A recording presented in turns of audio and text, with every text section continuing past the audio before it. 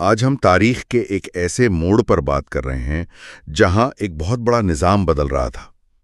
وہ وقت جب خلافت یعنی مشاورت پر مبنی حکومت آہستہ آہستہ ملوکیت میں ڈھل رہی تھی، یعنی خاندانی بادشاہت میں۔ بالکل۔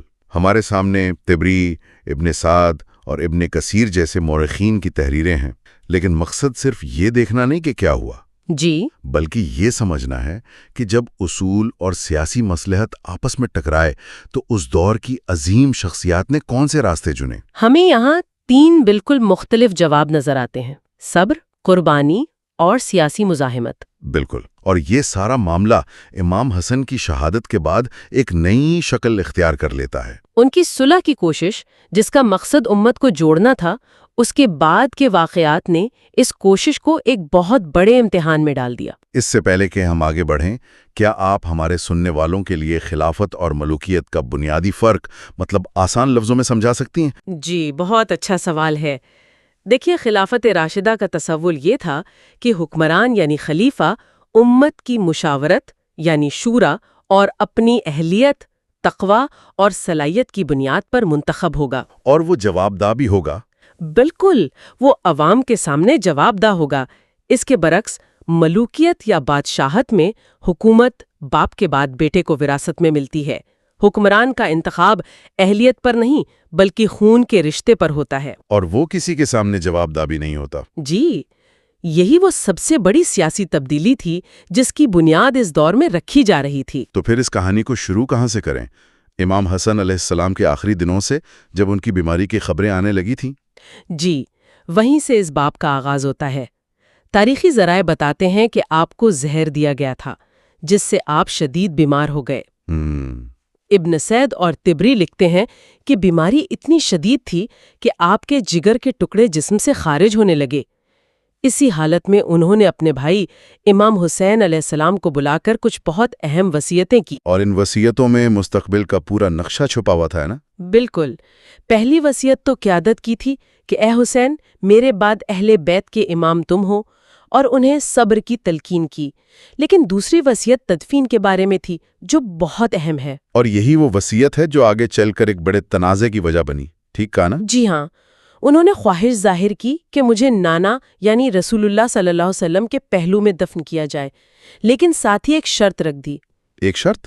جی، اور یہ شرط ان کی شخصیت کی عکاسی کرتی ہے۔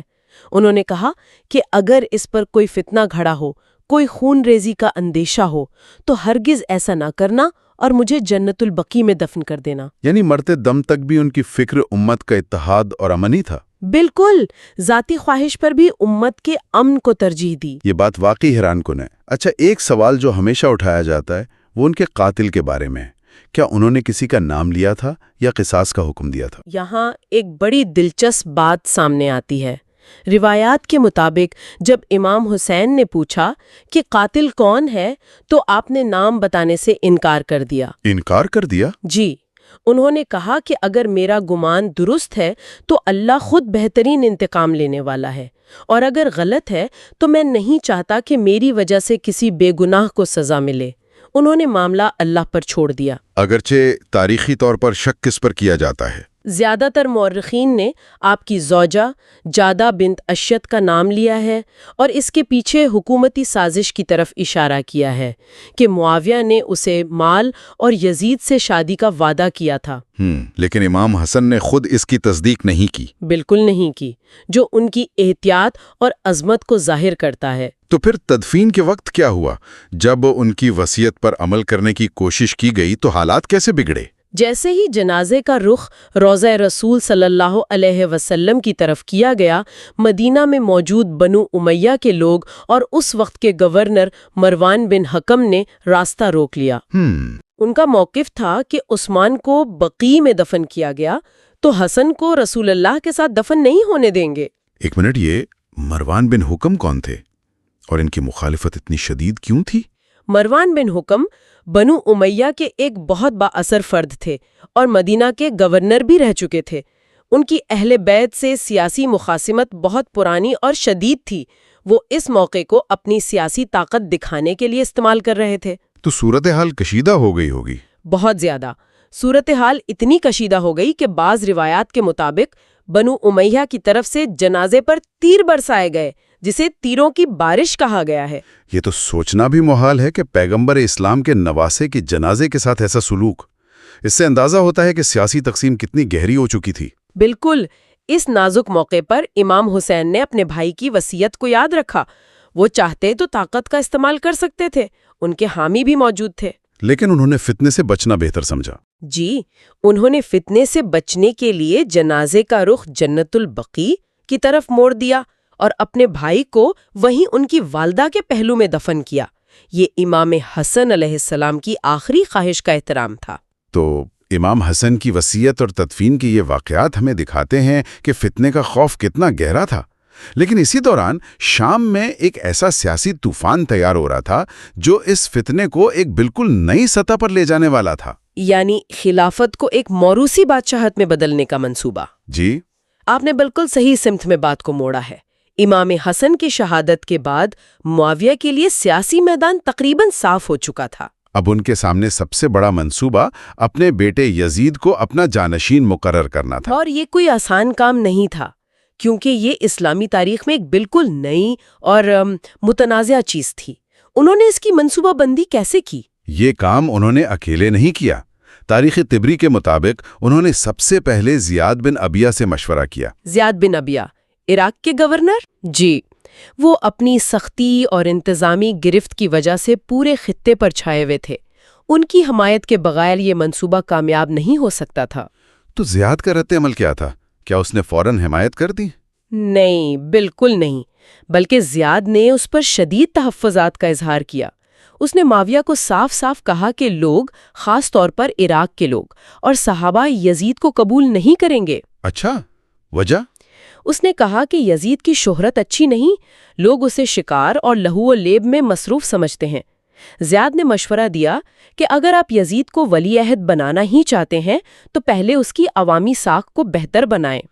یعنی یہ آج کل کی زبان میں ایک امیج بلڈنگ مہم تھی کہ امیدوار کو لانچ کرنے سے پہلے اس کی برانڈنگ ٹھیک کر لی جائے۔ بالکل، یہ ایک بہترین انالوجی ہے۔ اسی مشورے کے بعد یزید کو قسطنطنیہ کی فوجی مہم میں بھیجا گیا۔ اس وقت کی سب سے بڑی جنگی مہم۔ جی، جو اس وقت مسلمانوں کی سب سے بڑی اور معتبر جنگی مہم سمجھی جاتی تھی۔ اس کا مقصد صرف جنگ نہیں تھا، بلکہ عوام کو یہ پیغام دینا تھا کہ یزید ایک سنجیدہ اور دیندار رہنما ہے جو جہاد میں بھی حصہ لیتا ہے۔ اور اس مہم میں تو ایک بہت بڑے صحابی حضرت ابو ایوب انصاری بھی شریک تھے، جس سے اس مہم کی اہمیت اور بڑھ گئی تھی۔ جی ہاں، اور ان کی اسی مہم کے دوران شہادت ہوئی اور وہ قسطنطنیہ کے باہر دفن ہوئے۔ اس سے یزید کی ساکھ کو وقتی طور پر کچھ فائدہ ضرور پہنچا، لیکن مورخین واضح کرتے ہیں کہ اس کی ذاتی عادات میں کوئی بڑی تبدیلی نہیں آئی تھی۔ یہ سب ایک سیاسی حکمت عملی کا حصہ تھا۔ بالکل ٹھیک ہے، تو جب یہ امیج بلڈنگ مکمل ہو گئی تو 56 ہجری کے قریب ولی عہدی کا باقاعدہ اعلان کر دیا گیا۔ اس پر وہ رد عمل آیا جس کا زیاد کو ڈر تھا؟ بالکل وہی ہوا۔ جیسے ہی اعلان ہوا، مکہ اور مدینہ میں خلبلی مچ گئی۔ 4 بڑی شخصیات نے اس کی بیعت سے صاف انکار کر دیا۔ اور وہ کون تھے؟ عبد الرحمن بن ابی بکر، عبداللہ بن عمر، عبداللہ بن زبیر اور حسین بن علی۔ یہ چاروں صحابہ کے بیٹے تھے اور اسلامی معاشرے میں ان کا بہت بڑا مقام تھا۔ تو معاویہ نے اس مخالفت سے کیسے نمٹا؟ ظاہر ہے وہ پیچھے تو نہیں ہٹ سکتے تھے۔ انہوں نے ریاستی طاقت کا بھرپور استعمال کیا۔ وہ خود ایک لشکر لے کر مدینہ پہنچے اور ان چاروں شخصیات کو بلا کر الگ الگ بات کی اور دھمکی دی۔ دھمکی؟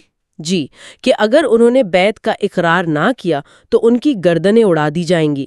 اس کے علاوہ گورنروں کو حکم دیا گیا کہ وہ مسجدوں میں خطبوں کے دوران یزید کی تعریف کریں تاکہ عوامی رائے ہموار کی جا سکے۔ یہ ایک مکمل سیاسی اور نفسیاتی دباؤ کی مہم تھی۔ یہاں پر ایک لمحے کے لیے رکنا ضروری ہے۔ معاویہ کا یہ اقدام صرف ایک سیاسی فیصلہ نہیں تھا، یہ ایک وعدے کی صریح خلاف ورزی بھی تھی۔ بالکل، امام حسن کے ساتھ جو معاہدہ ہوا تھا، اس کی روح کیا تھی؟ اس معاہدے کی سب سے بنیادی شرط یہی تھی کہ معاویہ اپنے بعد کسی کو نامزد نہیں کریں گے، بلکہ فیصلہ مسلمانوں کی شورا پر چھوڑ دیں گے۔ یزید کی ولی عہدی اس معاہدے کو توڑنے کے مترادف تھی؟ اور امام حسین نے اس نقطے کو اٹھایا ہوگا۔ جی، امام حسین اور دیگر شخصیات نے بار بار اسی نقطے کو اٹھایا، لیکن اس وقت کی حکومت نے اسے یکسر نظر انداز کر دیا۔ یہی وہ نقطہ تھا جس نے مستقبل میں کربلا کے سانحے کی بنیاد رکھی۔ جو بات مجھے یہاں سب سے زیادہ حیران کرتی ہے وہ یہ ہے کہ ایک ہی صورتحال پر ان عظیم شخصیات نے کتنے مختلف راستے اپنائے۔ یہ واقعی سوچنے پر مجبور کرتا ہے۔ جی، آئیے ذرا ان رد عمل کو تفصیل سے دیکھتے ہیں۔ حضرت عبداللہ بن عمر کا کیا موقف تھا؟ حضرت عبداللہ بن عمر رضی اللہ کا راستہ صبر اور خاموشی کا تھا۔ وہ اصولوں پر کوئی سمجھوتا کرنے کو تیار نہیں تھے، لیکن وہ امت میں کسی بھی قسم کی خون ریزی یا انتشار سے بچنا چاہتے تھے۔ صحیح بخاری میں ایک واقعہ ملتا ہے کہ جب معاویہ مدینہ میں تھے تو ابن عمر رضی اللہ تعالیٰ عنہ نے سوچا کہ وہ کھڑے ہو کر حق بات کہیں گے۔ انہوں نے ارادہ کیا کہ وہ کہیں گے خلافت کا حقدار وہ ہے جس نے تم سے اور تمہارے باپ سے اسلام کے لیے جنگ کی تھی، یعنی حضرت علی۔ لیکن وہ خاموش رہے۔ جی، وہ یہ سوچ کر رک گئے کہ میری اس بات سے فتنہ کھڑا ہو جائے گا اور خون بہے گا، تو انہوں نے آخرت کے ثواب کے لیے دنیا کی اس بات پر خاموشی اختیار کر لی۔ تو انہوں نے ذاتی طور پر بیعت نہیں کی، لیکن عوامی سطح پر تصادم سے گریز کیا۔ یہ پہلا راستہ ہوا، امت کے اتحاد کو اپنی آواز پر ترجیح دینا۔ بالکل۔ اب آتے ہیں دوسرے راستے پر جو حضرت عبداللہ بن زبیر رضی اللہ تعالیٰ عنہ نے اپنایا۔ انہوں نے سیاسی مزاحمت کا راستہ چنا۔ وہ خاموش نہیں رہے۔ نہیں، وہ نہ صرف بیعت سے انکار پر ڈٹے رہے بلکہ معاویہ کی وفات کے بعد انہوں نے مکہ کو اپنا مرکز بنا لیا اور وہاں اپنی خلافت کا اعلان کر دیا۔ انہوں نے ایک عملی سیاسی متبادل پیش کرنے کی کوشش کی۔ یعنی ان کا موقف تھا کہ ظلم کے سامنے سیاسی طور پر مقابلہ کرنا چاہیے۔ جی بالکل۔ تو ایک طرف خاموشی، دوسری طرف عملی سیاسی جد و جہد، اور پھر تیسرا راستہ تھا جو امام حسین کا تھا۔ ان کا رد عمل ان دونوں سے کیسے مختلف تھا؟ امام حسین کا راستہ حق کے لیے قربانی کا تھا۔ ان کے نزدیک یہ معاملہ صرف ایک شخص کی بیعت کا نہیں تھا بلکہ دین کے بنیادی اصولوں کی پامالی کا تھا۔ یعنی یہ ایک بڑے اصول کا سوال تھا۔ جی، وہ دیکھ رہے تھے کہ خلافت کو ملوکیت میں بدلا جا رہا ہے، معاہدوں کو توڑا جا رہا ہے اور اسلامی حکومت کا کردار تبدیل ہو رہا ہے۔ ان کے لیے خاموش رہنا یا صرف سیاسی مزاحمت کرنا کافی نہیں تھا۔ ان کا موقف کیا تھا پھر؟ ان کا موقف تھا کہ اگر دین کے اصولوں کو بچانے کے لیے جان بھی دینی پڑے تو یہ سودا مہنگا نہیں۔ انہوں نے ظلم کو تسلیم کرنے سے انکار کر دیا، چاہے اس کی کوئی بھی قیمت ادا کرنی پڑے۔ تو ہمارے سامنے تین نمونے آ گئے، عبداللہ ابن عمر رضی اللہ تعالیٰ عنہ کا صبر، عبداللہ ابن زبیر رضی اللہ تعالیٰ عنہ کی سیاسی مزاحمت، اور امام حسین رضی اللہ تعالیٰ عنہ کا اصولوں کے لیے سب کچھ قربان کر دینے کا عزم۔ جی، اور تینوں راستے اپنی اپنی سمجھ اور ضمیر پر مبنی تھے۔ کوئی یہ نہیں کہہ سکتا کہ کون سا راستہ حتمی طور پر صحیح تھا۔ ہر ایک نے اپنے علم، فہم اور حالات کے مطابق فیصلہ کیا۔ یہ اس دور کی پیچیدگی کو ظاہر کرتا ہے۔ آخر میں ایک سوال، کیا اسلامی اصولوں میں صورتحال کے بارے میں کوئی واضح ہدایت موجود ہے، جیسے ایک وقت میں دو حکمرانوں کی بیعت لینا؟ جی ہاں، اس بارے میں اصول بالکل واضح ہیں۔ صحیح مسلم کی ایک مشہور حدیث ہے کہ جب دو خلیفوں کے لیے بیعت کی جائے تو دوسرے کو قتل کر دو۔ اچھا، اس حدیث کا مقصد امت کو تقسیم اور خانہ جنگی سے بچانا ہے۔ ایک خلیفہ کی زندگی میں ہی دوسرے کے لیے بیعت لینا اسی اصول کی سنگین خلاف ورزی تھی، کیونکہ اس سے حکومت ایک شخص کی ملکیت بن جاتی ہے۔ جی، امت کی امانت نہیں رہتی۔ تو معاویہ کا اپنی زندگی میں یزید کے لیے بیعت لینا اس اصول سے براہ راست ٹکراتا تھا؟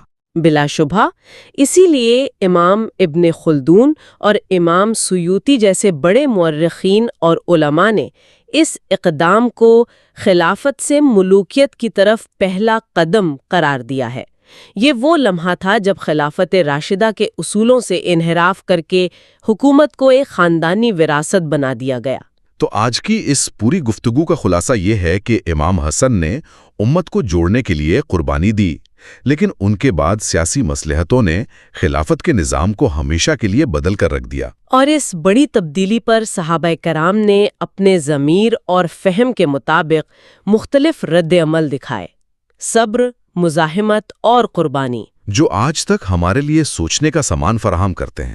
اور یہ ہمیں ایک بہت گہرے سوال پر چھوڑ جاتا ہے۔ یہ تین راستے، صبر، مزاحمت اور قربانی صرف تاریخی کہانیاں نہیں ہیں، بلکہ یہ ایک دائمی کشمکش کی علامت ہے۔